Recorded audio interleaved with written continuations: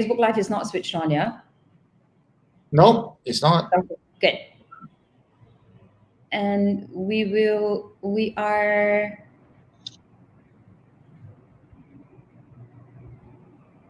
live, I think. Just have to wait for it to pop up over here, and then I'll know. If anybody is online and watching and it appears that we are live, please click like or say something so that we know we're there.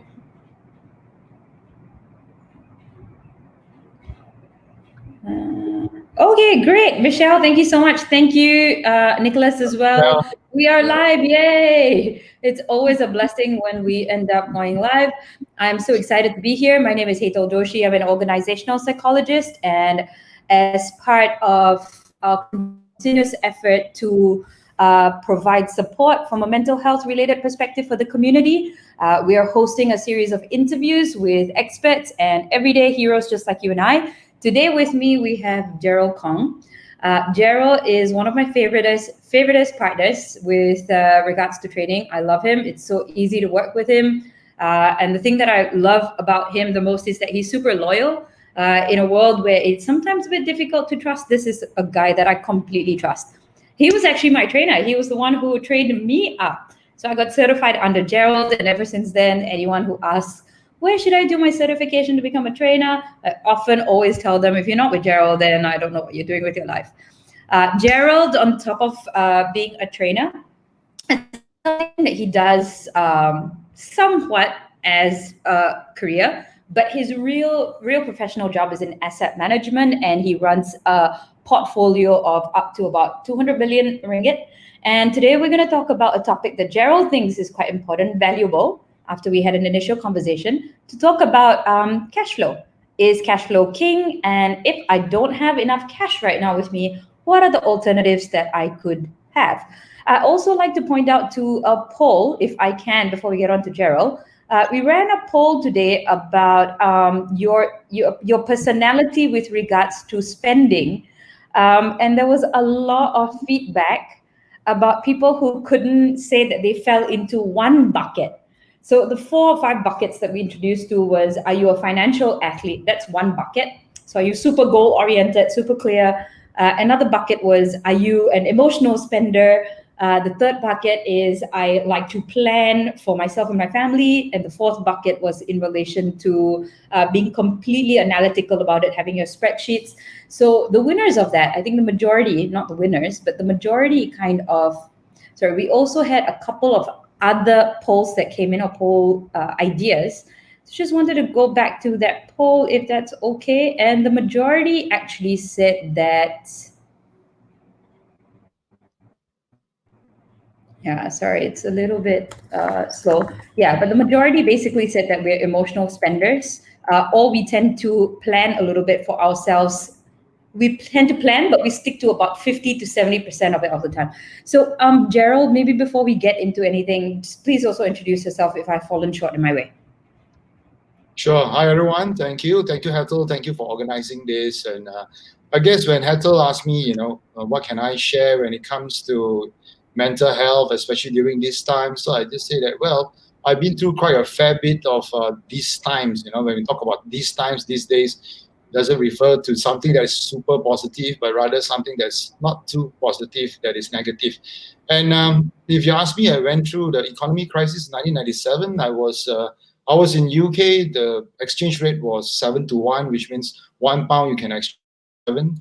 £1 for 7 ringgit. So that was pretty bad shape for Malaysians. And during those days, whoever got involved, whoever was around during that time, they know it was tough. Yeah.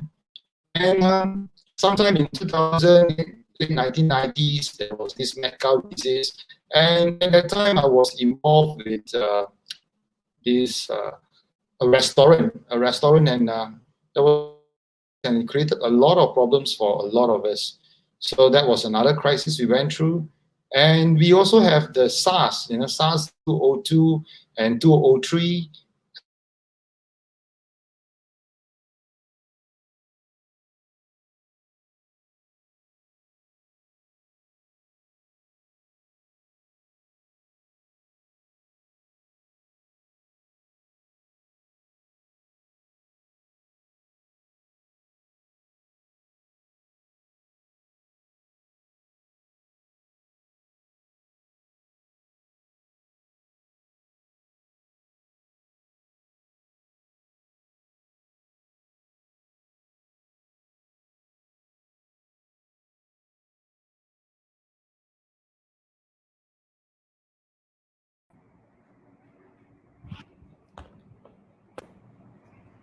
Atul, are you back? Well, I think the line dropped.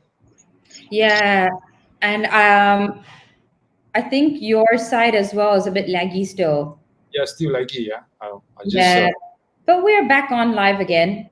We're okay. back on So I live think still. I was at the stage of explaining about different crises in life.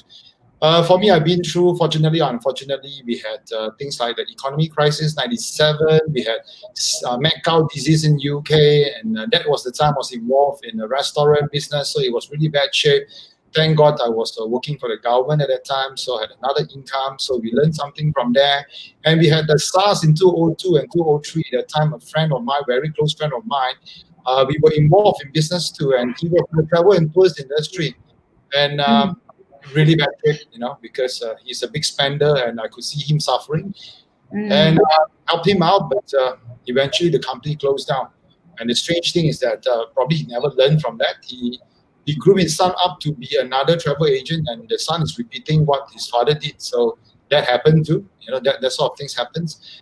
And another crisis, not so big, but it was in 2007, another economy crisis, 2008. And now we have this 2020. So these sort of things do occur, maybe once or twice in your life. It's just that this appears to be quite serious depending on how you look at it. But to me, yeah, it is a crisis. So I term a crisis as a crisis. So that's me. And running businesses, different businesses, it is quite challenging if you assume that these sort of problems do not exist.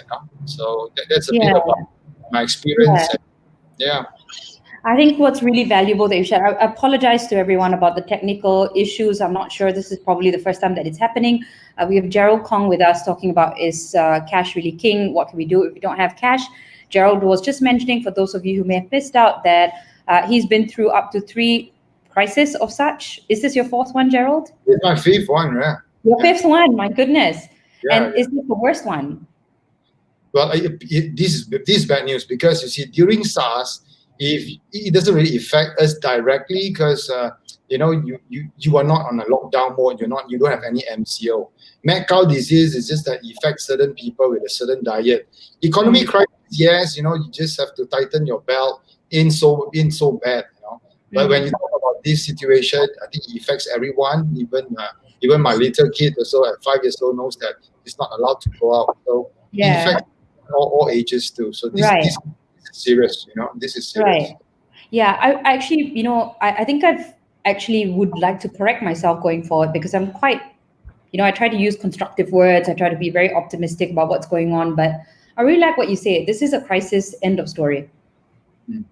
This is a crisis. This is a pandemic. This is a little bit of a crisis, global crisis, and that's what it is. So, in relation to Malaysia's spending habits, so the way that we tend to spend, or the way that we safeguard ourselves for the present and the future. What are your maybe top 3 insights about Malaysians' spending and saving behaviors? I mean, to be fair, I wouldn't say just Malaysians because generally people do have the habit of spending when times are good, and they do hold back when times are tough. And there's nothing right or wrong about that. That's up to every individual. But Mm, how you spend, always remember this quote from Warren Buffett: "Be careful, when you are buying things that you don't need. One day you will end up selling things that you need." And I could see this. Some of my friends and relatives at the moment, they mm, they they are going through this process. It's just like as this thing drags on, the MCO is being dragged on, being extended. So you can see they are more and more stressed up. They are getting day by day, they're getting a bit hopeless. Sometimes they try to kid themselves. They're trying all sorts of things. Now, nothing wrong with that. But then one person have to ask himself or herself, why are you in such a situation? Why do you put yourself in such a situation? The definition of rainy days, this term, I think, all of us, our parents would have taught us that, our teachers would have taught us that. I'm not even talking about lecturers or gurus. These are simple, basic things that we learn in life. What are rainy days? To some people, rainy days could be just a bad month. Now, mm, we are talking about bad months or maybe one bad year. So are you ready for that? So mm, today we talk a lot. Your topic is more on like mental health. I don't mind sharing a bit about the state of mind when I was going through all those those crises and how cash flow comes into play to keep us sane, and how by using those principles that we have learned, or rather I've learned during those times, that kind of keep me a bit happier during this time. Yeah, maybe before that, Gerald, since you're going to share a personal story, what was the worst state that you were in financially, if you're okay to share? Okay, you see, it could be as bad as this, yeah. I don't mind telling you, those days when I first started business, it's as bad as during Chinese New Year. During Chinese New Year is not a good time at all for people like me. Why? We are paying bonuses to our staff, and the bigger team you have, that is a very stressful time. In front of everyone, you try to try to show that you are doing well, everything is okay, things are smooth sailing. But actually, it's not. I can still remember, I have to think of, like, after paying off everyone their ang paos and their bonuses, I have to think of what should I say to my mom and how much I'm going to give her for that particular year. And it wasn't once, it wasn't twice. It was like a few years that I have to go through that. But the worst part about that is you have no one to blame but yourself. You have nowhere else to look to but just to maybe to God or whatever you can do, because you can't tell people, you cannot now if you're not doing well, maybe you have not been doing well for quite long. Now is the best excuse, right? Blame on the virus and say, see, because of the virus, so you don't have to swallow the humble pie. You just blame everything on anyone else. But now it's the time, reality check, is what are you going to do? Where are you going to get the money? So I was in very, very bad shape. I remember Chinese New Year is something I really dreaded, those years where you first start off, and I would say some businesses, they were okay, but not fantastic. So those were the lessons that I learned, that, tough times means tough times, And imagine during those tough times, a crisis comes into the picture. Some people really, they really go down the drain because of that. And I've seen friends going through that, CEOs, top CEOs and all that, and I can still see that pattern being repeated among many people when times are good. And now this is the only time that they say that, regretted. So what do we learn from this? That's the question. What do we learn from this? Yeah, Gerald, before you go on into what you learned, I'd just like to, take some time to talk a little bit about your personality that I know about as well. You're very harsh on yourself. That's number one.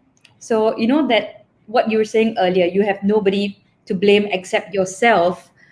That's a very Gerald thing that I've noticed for a very long time. You're very, very extra harsh on yourself. And I think quite a few of us are out there like that. And what you're saying is that you have nobody else to blame, and you have nobody else kind of to talk to or to get support in. I just hope that for whoever is listening, that we sometimes get a stroke of luck that works in our favor, and sometimes it just doesn't work in our favor.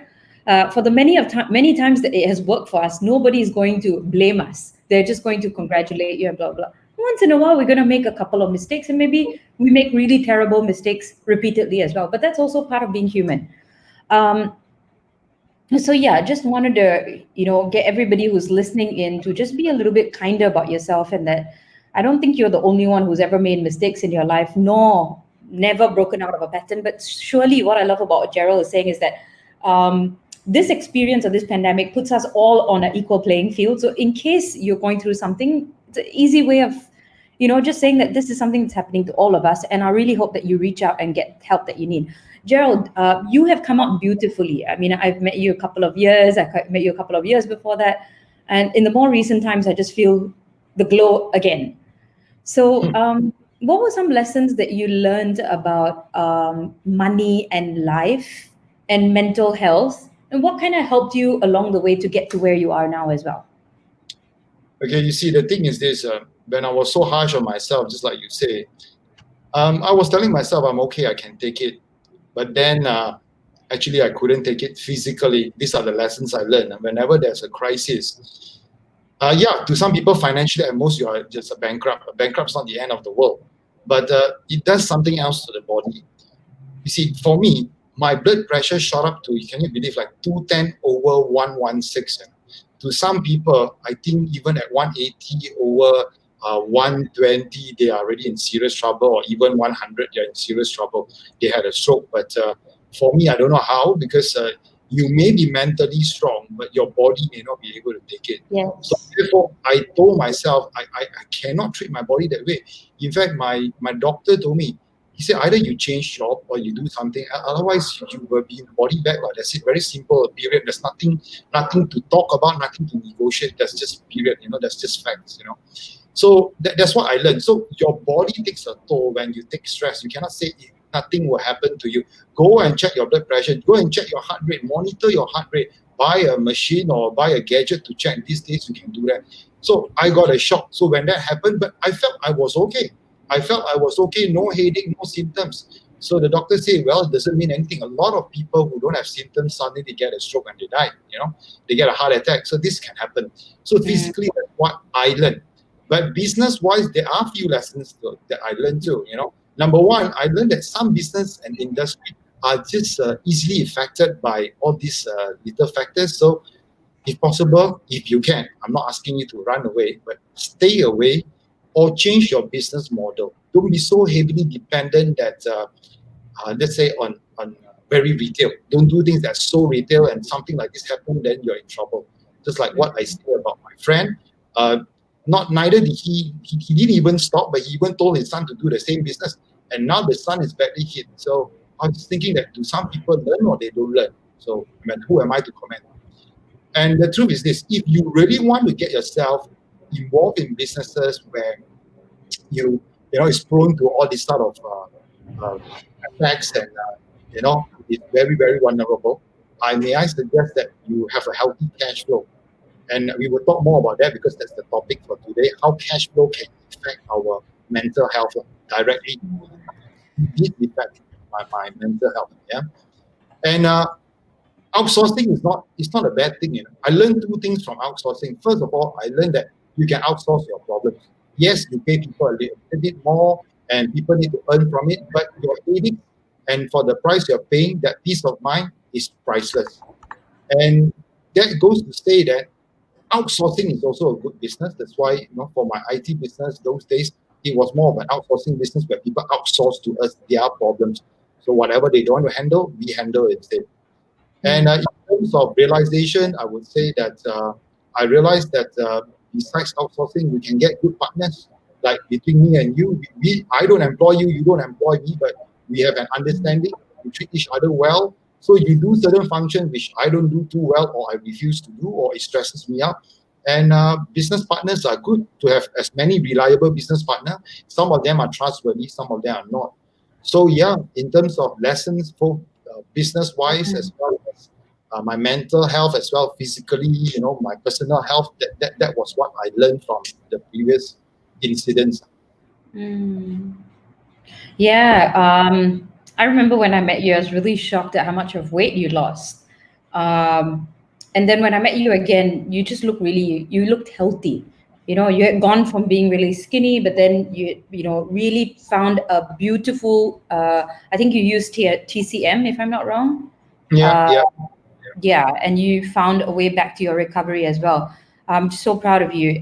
There are two things that I'd like to touch on. I think number one, definitely when you say cash flow is important, I actually found out, we're doing a bit of research, that majority of companies only have about 2 weeks worth of cash flow to keep them going. Oh, Is that gosh. true? Is that the way people tend to be? Is that why people get so scared? I'll So put this way. personally, they could be doing okay, but business-wise, they have maybe about 2 weeks to a month with regards to cash flow.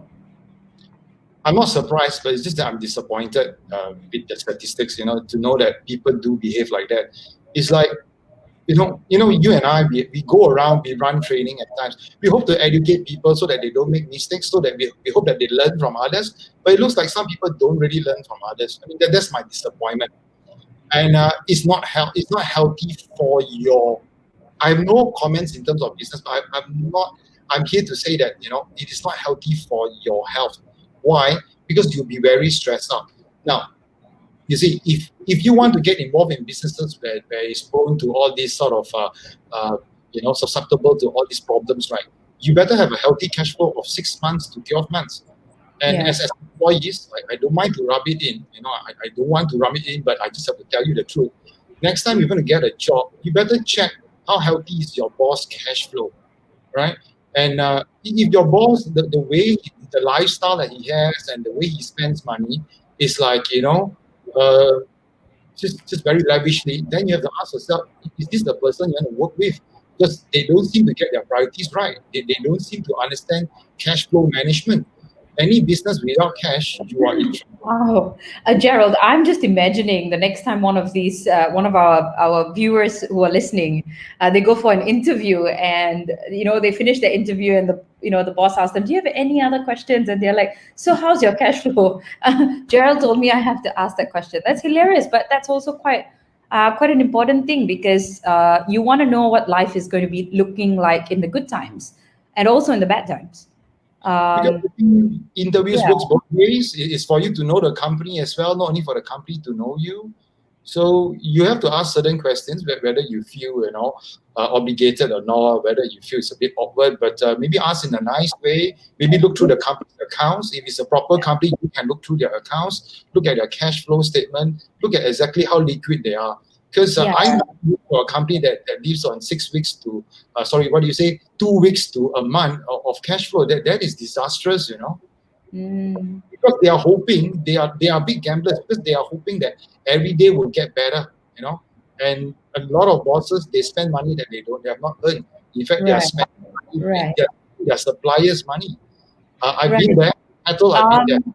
Yeah, okay. So we've got a lot of viewers coming in, and they're saying hello, and somebody's asking, "Boss, how is your cash flow?" Or Okay. maybe the person is talking about their own boss. I'm not sure. Okay. So, and somebody else is also commenting, please show me your fund flow statements. I don't think they're asking for you. I think they're probably helping us to construct some nice ways to ask their bosses going forward. I don't want to ask you about your cash flow or anything of that. I don't think this is an appropriate thing to be covering on Facebook Live. Sorry, but if anybody wants to know from Gerald independently or individually, I think you can go ahead. This is too personal. I don't think it's right to be talking about it here. So Gerald, staying on cash flow, I actually had another question, which is about outsourcing. But maybe before we talk about outsourcing, let's stay on cash flow. You were talking about, is cash king, the concept about cash flow, and what can you do now if you don't have enough cash? So, say Okay. for example, a lot of our viewers may either be running their own businesses, but majority of them would be employed by someone. Yep. Okay. So now let's talk about cash flow. Yeah. If let's start from the perspective of. By the way, Gerald, somebody's saying we know that your cash flow is solid, so they have a lot of trust in you. So we That doesn't mean I extend loan, guys. I'm not a banker and all that. I oh, will we cover that. I will obviously cover that. Don't worry, I'm not here to talk about how solid my cash flow is or it isn't, but it's about this little talk is about how this cash flow can ease our mental health. I think okay. that's Let's get into that. Let's get into yeah. that. So now let's talk about, let's run through a few scenarios. I've actually I purposely typed this down as a typical scenario. Yeah. Now let's say Hetal. Yeah. Assuming you are in this situation, yeah, you are a contract worker, and as a contract worker, you earn 10K a month, right? Yeah. Very straightforward. And as far as the contract is concerned, it's renewable every 2 years. Yeah. And you don't have any loans. Fantastic. No loans whatsoever. Right. And not even a credit card. Yeah. Definitely, So yeah, will you be happy now at the moment, current situation? Don't answer yet. Yeah. Don't answer yet. Yeah? I give you another scenario B, the same situation. You have 10K and you work 2 years, and you have 2 years of what you call a contract, renewable every 2 years. And you don't have a loan, but you have an overdraft facility with a bank that is about 100,000, and also a credit card that you have that is not used yet. Yeah, you don't use it yet, and you still have a credit limit about 20,000. So now, current situation, would you like to be in scenario A or scenario B? Oh, scenario B for sure. But you see, scenario B, a lot of people will think that, hey, Gerald, are you saying that we should go and take loans everywhere, left, right, and center? Isn't that a bad thing to do, a very bad habit? I wouldn't do it under normal circumstances, but when you're in trouble, that sounds like a perfect thing to have had in mind before trouble hit you, right? Yeah. So you see, I'm not a financial planner. I know I'm not certified to give advice in terms of financial planning, but in terms of for my mental health, I'm just sharing what I do. Yeah. Now, the thing is this, asking people to save money and have a lot of assets, that's the best thing to do. Of course, if you can do that, that's the best thing. You do not need loan and all that. The question here is this, I have to ask the viewers, how many of you all have the habit of saving? Some do. That's a good habit. But then how much is enough? So because of that, some of us will go into certain investment, and if the investment turns out fine, great for you and stuff like this. So all those things are not advice that I would give. Those things, someone else is definitely more credible and they have the right to share those things. What I'm going to share is basically more of, let's say you can't, let's be practical here. You're not too good at saving. You are someone who loves to buy things, emotionally, or just life happens, one thing after another. After graduating, you need a car. Okay, your parents help you a bit, and fine. Then you meet your boyfriend or girlfriend. You guys have some plans, and you spend a bit of money. You go for some holidays. Then you decide to get married. Again, that's a bit more money involved. And after that, you're thinking of whether should you buy a property or you shouldn't buy a property or wait for inheritance. Then either way, again money spent. So either money in or you spend money. So most people they do suffer. Like most of my staff, they do find it a challenge to save up, because there's this thing called Parkinson's law. Not Parkinson's disease, but Parkinson's law. Parkinson's law says that someone who earns 3K will have the tendency of spending the entire 3K, and same goes for someone who earns 30K. They also have the ability to spend the entire 30K or even more. So that's very typical. So when we talk about cash flow and talking about getting a line of credit, is apply for these facilities before you need them. Like an overdraft facility is not a loan, it's just a facility. If you don't use it, the bank won't charge you for it. So a lot of business friends that I know, they don't have this because they got carried away day to day. They were business operators, they were not business owners. So they're very busy operating their business. They don't have time to look too far ahead. They don't have money. And when they get the money, they spend it and they spend it and they spend it. So there's no cash flow there, right? So line of credit is different. And talking about credit card, same thing. When I was young, the habit was what? You get a credit card. I remember it was like only 5,000. I have the ability to spend all of it I would say all of it in one night, but all of it in a month. You can maximize the credit card. So spending is always very easy and saving is tough. So the only practical thing that I did for myself is I always have a line of credit, no matter how solid my cash flow is, because I know that I wouldn't want to be caught in any crisis. Crisis can happen to an individual industry. It may also happen to, right now, it's a global problem. So whether you are ready or not is not a question of whether there's a virus or not. You should be ready at all times. And these are those rainy days that we talk about, you see. So so that is for people who apply a line of credit. So if you say you don't have money, then go and get a line of credit. So we can talk a bit about how to get facilities like that, which what I do at times for my clients in terms of asset management. So, but in terms of mental health, you think about it, the scenario A and B just now, I also would choose to be in scenario B, because scenario B, I can afford to sit down and focus on what I'm supposed to do and plan accordingly. Because when you are straight, you can't plan straight, that's for sure. And things just too fast, So yeah, that's my take in terms of cash flow. What are the ways to have a line of credit? Okay, so some people will go for the bank overdraft. For some of us, it depends on the situation. Like if I were to share a situation recently to one of my clients did this. In fact, as recent as just a few weeks back, the government announced this thing called special relief scheme or something, some financial relief. So they talk about you can get a loan from the bank and all that. So I told this client of mine, yes, you can. You can actually get a loan. Nothing wrong with that. In fact, I have information from the bank to say that they approve the loans pretty easily. Why? Simply because this is all being backed up by Bank Negara, so you can try for it. But then I told my client there's another situation you should consider, and the situation is this: assuming, let's say you're going to go for a property, right? I'm not here to push property. I'm just telling you, whoever you talk to can be another agent or whatever. You ask this agent, how much is the property? So let's say the property is 1 million, and you ask this the agent whether is it possible that you can get a discount for me. And don't be surprised, because desperate times, desperate measure, and most developers are willing to give a pretty good discount.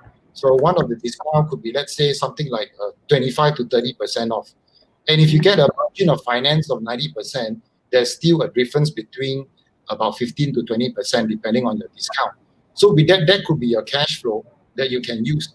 And the good thing about that is you can still use, you can get tenants in the future, or you yourself, you're staying in the property, you are paying your own rental, or you are getting someone to pay for it. And in return, over a long period of time, I'm not talking about that long, but over a period of 3 years, 5 years, because I'm not here to speculate whether the property property market will be better or not and all that, but I'm just telling you the things that there's a thing called inflation. Things will still go up, except oil prices. Yeah, but otherwise, property can always help you to leverage, on inflation. So as the property goes up, material cost goes up, you can always get your tenants, and from the rental, you can always pay your loan back. So this is the other. So it's called cash out plans. For those people who have friends who are estate agents, you can always ask them about this. This is not something new, to be honest. This is something that most people would know. You just have to be careful whether the agent is all out for himself or they're giving really good discount. This you have to think about it. Yeah, but the banks are careful now. Don't worry, the banks are very careful themselves. Even you want to pull a fast one, the bank will really look at whether the value of the property is really there. So this is what I call the cash out strategy if you want to use it. So line of credit is one. Get line of credit. Don't get a loan if possible. Get an overdraft facility. And then if you cannot go for, if you're eligible, or whether your spouse is eligible, go for the 90% financing. If you really cannot, then only you go for the special relief fund, the SRF. So have it there, not big. And when you have the loan there, don't just go and dump everything back into your business, because that money there is for you to think straight. The money inside is supposed to give you a breather where you can think better and really ask, is this the business you want to be in? If you're an employee, you ask yourself, now that you have some funds, maybe it's time to, to consider whether this is the company that you have a future with. Because my partner himself is being asked by some companies to do some KPI setting training, because they're talking about letting people go. We're going to restructure the company, downsize a little. So all these things will affect all of us. And whether you're employer or employee, you better be equipped with cash flow. Otherwise, you'll be worrying, you'll be losing sleep, because I've lost enough sleep to cause all this blood pressure. And now, good news, my blood pressure is back to 120 over 80, because I don't worry about all this nonsense anymore. So yeah, that's my biggest takeaway. In terms of cash flow, the importance of cash flow. A lot of things are not measurable, but your blood pressure is measurable. Yeah, I'm wondering if my summary is correct, because I'm not a very finance person. So always have a line of credit to support you during tough times. 3 things you can do: bank overdraft. The second thing is take a loan, but be careful if you're taking a loan. Don't dump it all back into a business that's going down. Re-strategize and park it to something that's more valuable for you. And the third thing that you're saying is a cash out strategy with 90% potentially financing. Is that correct? Yeah. It's quite standard now. As I say, it's nothing new. Yeah. And on discounted properties from the developers at the stage. Is that correct? Yep. Yeah. What I really like about this conversation is, please note, I don't either agree nor disagree with you. But what I like about this is that there are so many alternatives that are going around in my head right now. And I can only imagine that if somebody is stuck, it's always valuable to go and pick up the phone, talk to somebody, and you will understand that there are many possibilities for you. No matter how bad the situation is, you can pick up the phone and make sure that you obviously pick up the phone to someone that you can trust. And like Gerald said, be careful, make sure that nobody's pulling a fast one on you. and use some expert advice in this period of time as well. So yeah, no, I think whoever needs any help or support, Gerald's an awesome person. Just get connected. I'm sure he'll be happy to have a chat with you. Gerald, you're also talking about outsourcing. Maybe now's not the right time to talk about it, but I think outsourcing is a very valuable thing. But I think it also creates a lot of, like you say, a lot of instability in the economy potentially, because when times are good, you would have your contract staff. When times are not good, you may not want them as well. Is that correct? Yeah. Okay, it And depends on. I also read somewhere that you should never, ever, ever outsource the core of your business, which I think some people do, and then there's major regrets in that as well. I totally agree, because not everything you can outsource, and even I'm not even only talking about industry. Let's talk about the role and the size of the company. For example, when people outsource their business to us, when we were in the business of IT outsourcing, their business is not IT. They could be an accounting firm, so they outsource to us. So that's fine, and that makes sense because that's not their core business. If you say an accountant outsource their accounting expertise to another person, then that is going to be a bit of a challenge. Right. But even in saying that, if you were to narrow down which part of it that is important when you say the accounting business, so you're talking about the which part of the process. Certain process can be outsourced. Like I wouldn't outsource as a CEO of a company. I wouldn't outsource the sales and marketing and networking and my social network. I would keep that for myself. I make sure I'll be busy networking. Full control over the core. Yes, over the people that the major clients. That should be you. If you say that someone outsources their sales and marketing and they don't get to know the customer, so basically they're working their way to early retirement. That's all I can say. All right. So we've got a couple of viewers in here. People love you, Gerald. Someone is saying my idol since college days. That's a long time to have some fan after you. I can't get the name. I can't get the name because the person hasn't clicked approve on StreamYard so that I can view it here. I apologize. I cannot open my Facebook Live because there's a lot of interference. And I have somebody else, another viewer asking, what is your opinion on a cash-strapped property? Probably a fire sale is definitely not the option, but a loan or overdraft is better, right? Sorry, not cash-strapped, but cash-locked property. So what is your opinion on that? I don't even know what a cash-locked property is. I'm sorry, I'm totally not good with the... No risk at all. I think they are trying to ask, we can clarify with the person. I think they're trying to say that they have a property, but they can't do anything with the property. They're just stuck with the property. They're not staying in the property. No one is renting the property. They're just stuck with the property. So is that what a cash-locked property means, Gerald? We can ask this person. To me, that is called cash lock. You can't do anything with it. No rental, nothing, but you have to repay the bank. So is that correct? Whoever is listening in, is that correct? Yes, it's a fully paid up property, but I guess not being utilized. I'm assuming. If it's not fully paid up, then maybe you can consider this. It is fully paid up. It is fully paid up. Fully paid up, yeah. Get it refinanced and get a flexi loan or get an overdraft, because this way, at least you know that you're able to cash it out. You're not selling off, you're still keeping the property. I'm always in the business of, when it comes to property, whenever possible, try not to sell your assets off. Just try to keep it, and because when it comes to property, you need to buy time for yourself. You need to buy time for the property. It will appreciate. It's a question of when only. But now you need cash. I know some people say, I need cash, and what can all these silly things do and all this property? You are wrong. If you've been developing a good relationship with your banker, you should always put your property to the bank and get it charged out and convert into a flexi loan. Like Maybank, they have flexi loan, and what they do is that flexi loan, maybe your property that you bought it for, let's say 1 million, now it's worth 1.5 million, but no one is buying, neither are you selling it, so it's a status quo. So what can you do? You need, right? So if you need the money, very simple, just go to, let's say, Maybank and tell them, I need a flexi loan based on this property.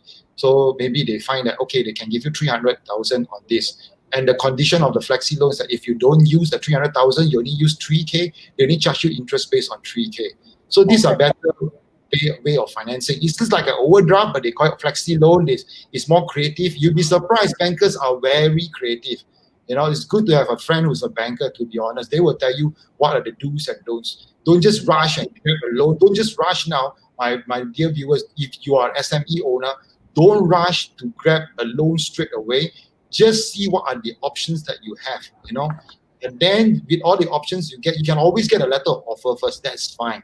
Then you look on your table, what are the options given to you. Go and ask whether you can get overdraft facility or not. Talk to your financial planner, talk to your accountant.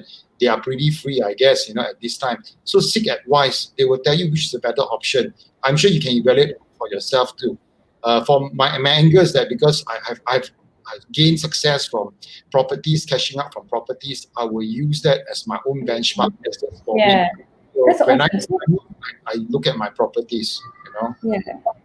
That's awesome, Gerald. I think this is really helpful for people who are feeling a little bit stuck. So you're saying don't rush to go and get a loan straight away. And some people who are thinking of selling their house straight away, don't rush and go and sell your house straight away. Talk to some people. And you're saying look into a couple of options.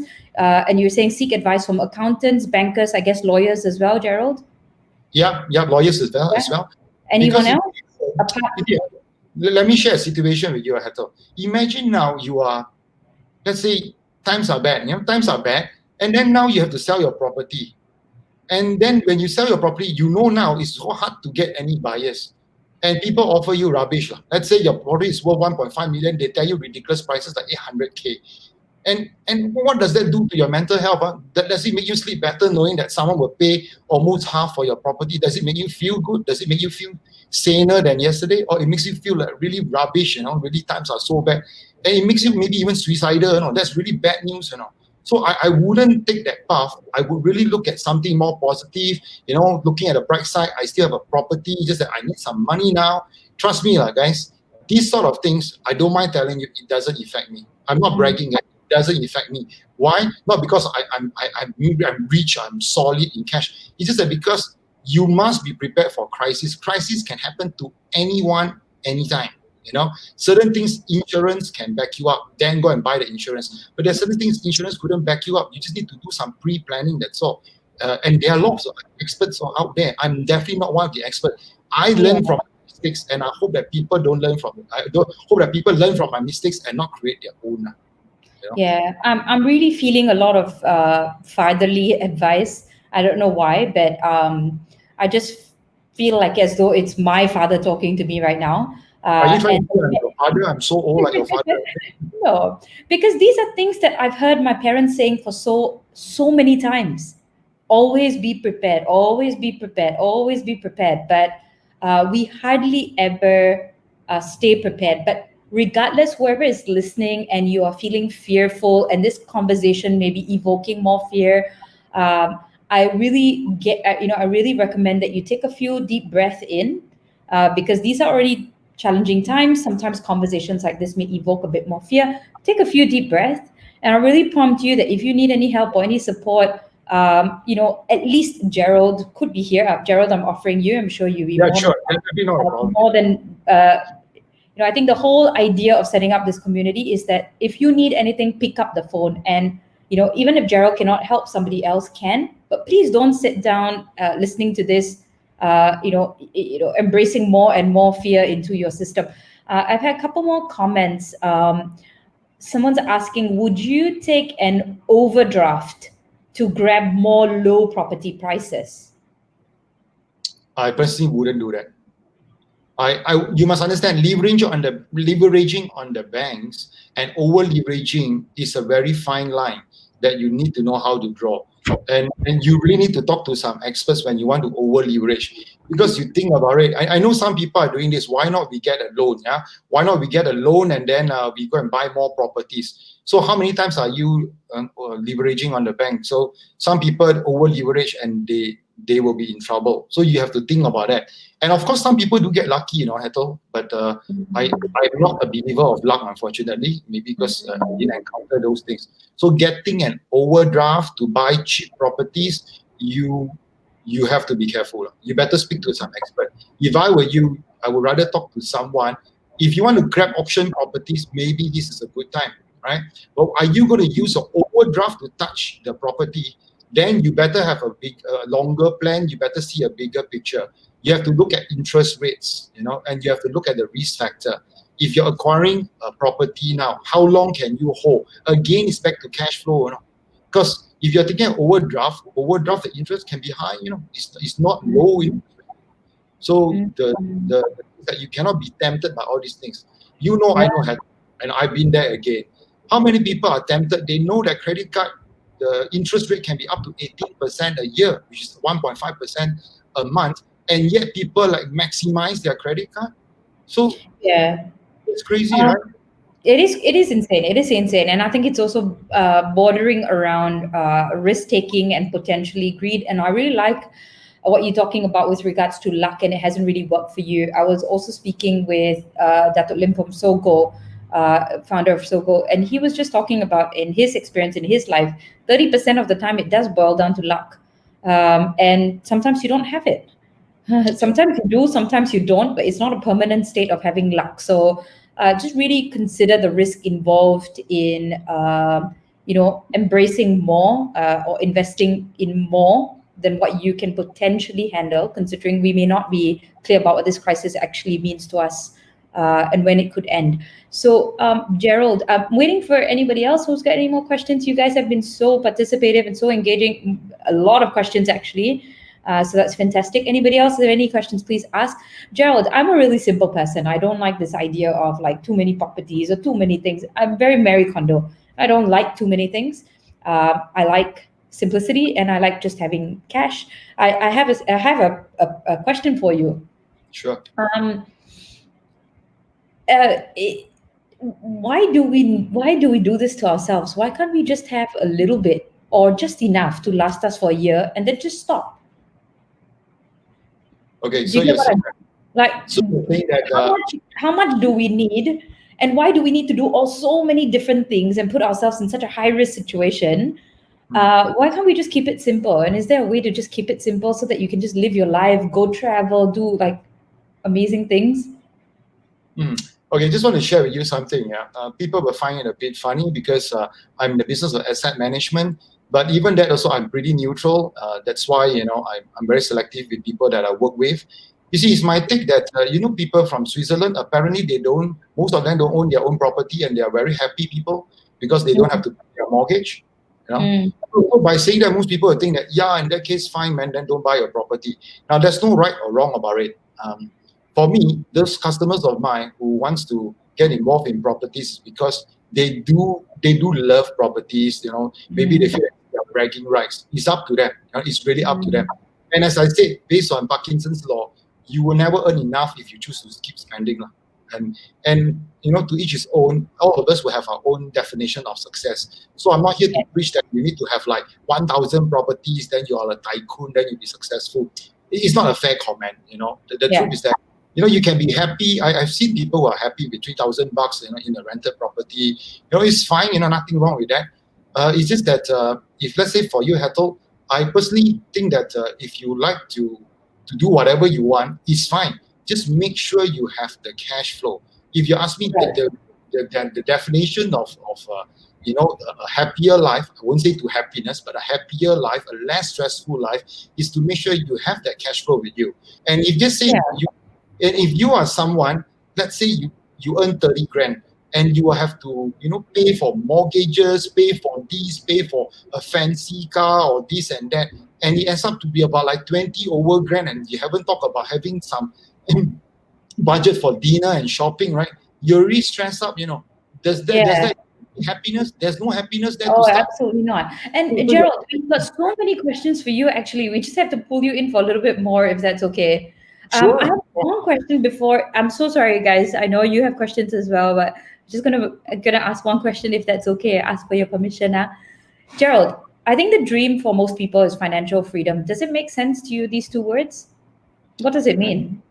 Financial freedom, by definition, is when someone has an income that could pay for their existing lifestyle without working. So that's called financial freedom to most people. So the thing is this. So therefore, there's nothing wrong with the definition. In other words, as long as you have some income, let's say I only spend 1 ringgit a day and I can make 1 ringgit a day, to some people, that's already their happy financial Mm. freedom. I do have friends. I mean, trust me, man. I grew up with my mom earning only $800 as a school teacher back in the 70s and 80s. And we are alright. We don't say we love our mom less and all that. We know, in fact, we have a lot of respect for our mom. And I have also people who earn maybe 3 million a month and their kids don't even like them. So it depends on how you define happiness, you see. So it's very subjective. I love that. I Yeah. love that. That's awesome. My God, that's the best analogy I've heard in a long time. But that is Yeah, you true. could be earning 3 million bucks and your kids don't even like you. Yeah. That's pretty. I shouldn't laugh, but that sounds a little bit tragic. Sorry. Okay, so a couple of other questions. My friends over here are asking: the loan must be for income creation and not just paying off loans. Is that correct? I would take that stand as well. But be careful of something, yeah.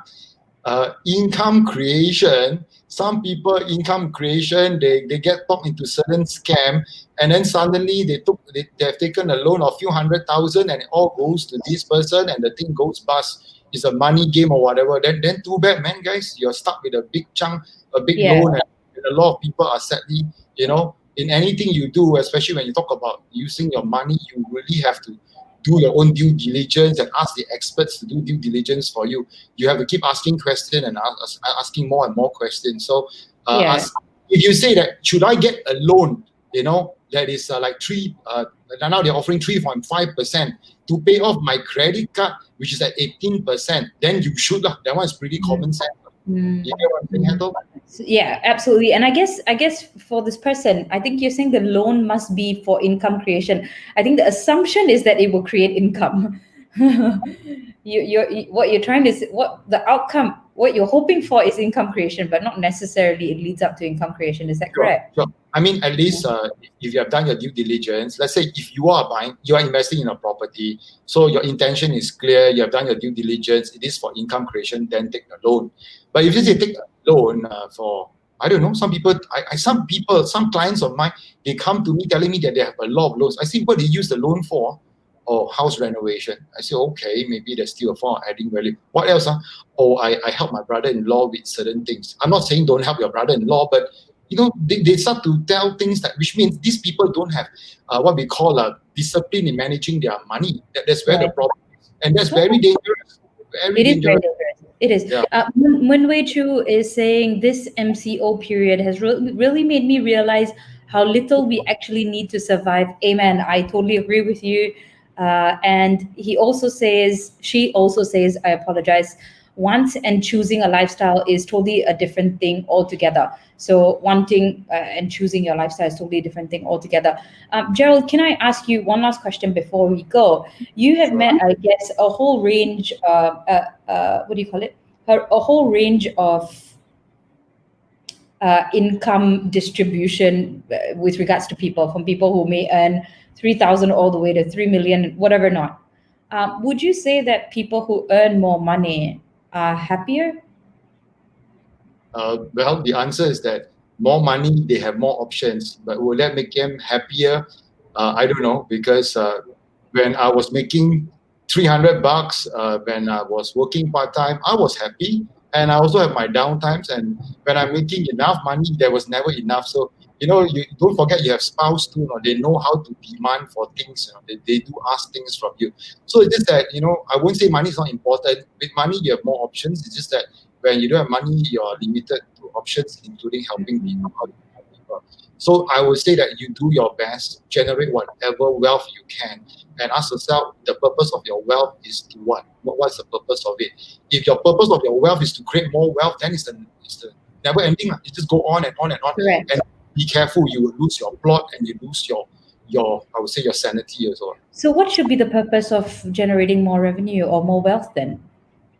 You see, some people, they generate income. They run a business or they become one of the best employee, not because they need the money, they do it because they can. It's an expression, it's the expression of their ability. Like you because not really the money, whether I pay you 30 grand or 3K per day, it's not really about whether you can train or not, but it's your ability to help people that you want to be there. The money is secondary. So it depends on each of us. just be careful. Don't make money for the sake of making money and you don't even know why you did it. That's Money, I know. wonderfully said. Yeah. That's So wonderfully said. It's an expression of being able, of your abilities. It's an your ability, expression of your abilities. And if you're using it to grow other parts of other people's lives or the world, then you're obviously going to be a better place. If you're just doing it to get more and more, you're going to be very greedy, and greed always leads to really bad mental health. My dad told me one thing, which I think I lost myself along the way once in a while with regards to growing the business. I was just really focused on it, and it was just doing so well. And one day my dad told me, sit down, and he told me, he told, you see your fingers, right? So he was an entrepreneur as well, and somebody gave him this advice. He said, you see your two palms over here? Whatever you earn, whatever you earn, you can earn as much as you want, but only this should belong to you, and everything else should never belong to you. So no matter how much you earn, only take this much. The rest of it, you need to give it back to somebody else. yeah, And I thought that was one of the most wonderful things that he has ever said. And that just keeps me super grounded all the time. Like, I only need this much. That's all I need. I'm never going to need more. I'm never going to want more. But everything else is meant to be supporting other causes or other people, other possibilities. So one last question. I'm sorry, I've said so many one last questions. no problem, no problem. How about hey, maybe if you guys love Gerald so much, we should just call him here, or he can take up one show on this segment independently. How about taking OD for CAPEX instead of OPEX? Example for creating websites and marketing costs for a new business strategy. Okay, I think that's a good question, because this question was asked pretty often by some of the mastermind groups that we ran earlier this week as well as last week. If you are an entrepreneur, just remember something: you shouldn't stop marketing, because when companies stop marketing during recession and during bad times, that's when they suffer when the economy recovers. So if you say that you are doing this, you're very clear of your plan, you have a very good plan, and you believe and you're very passionate about your ability to to demonstrate rather you have, it's a way to express your ability to grow and to be better and to make lives better. So you do whatever you're doing. You need an overdraft, do it. By all means, you do it. If you're taking an overdraft to do that, fine. At least you are not taking a big loan. See, the biggest problem is when you take a big loan, because the problem is the bank are not idiots, right? If you ask for working capital, which means they need to know this, basically they need you to show your projection of cash flow. So you're supposed to use that for your cash flow. But not many people are good with a big chunk of money in their hands. When they get their money, they simply spend. That's the biggest problem. I've been through days when I got a loan, like my credit card. The first thing I did was I buy the whole pub around of beer. Can you believe that? So those were the days, because you can't manage money on your hands. There's a big chunk is given to, just like the stories of how beggars strike lottery. What happens to them after a month or a year? So they go back into the same default status, default setting rather.